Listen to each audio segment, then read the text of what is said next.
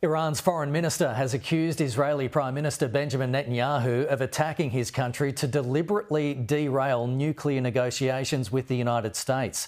President Donald Trump told reporters at the G7 summit in Canada that we just heard from Andrew Clennell that he believes Iran wants to de-escalate its conflict with Israel, noting that Tehran was not winning this war. Well, joining me live now is Executive Vice President of the Quincy Institute for Responsible Statecraft, Dr. Trita Parsi, who is an expert on Iran and US relations. Trita, thanks so much for your time this morning.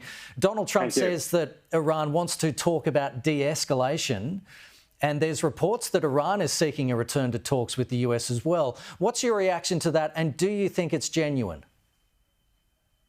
I'm not so sure that those reports actually are true. I'm not seeing any willingness from the Iranian side quite yet to restore negotiations. What the foreign minister have said is that they would do so once the Israelis stop bombing. The Iranians are essentially not going to negotiate while the Israelis are continuing this war of aggression.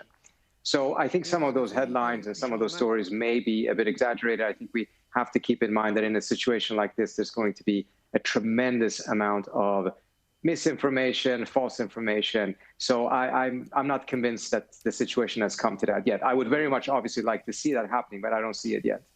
Seeing this as a non-expert, it seems like there is no good options for the Ayatollah regime in Iran. Further retaliation risks being insufficient to deter future attacks and prompting Israel to hit back harder. Any retreat or a nuclear deal with the United States that seriously curbs Iran's enrichment capacity would be seen internally as a complete capitulation. Where do you see this going?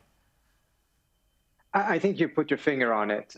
Curbing the program is one thing. The Iranians have already agreed to that. The problem is that Trump, halfway through the negotiations, adopted the Israeli position, which was not about curbing the program, but eliminating the program.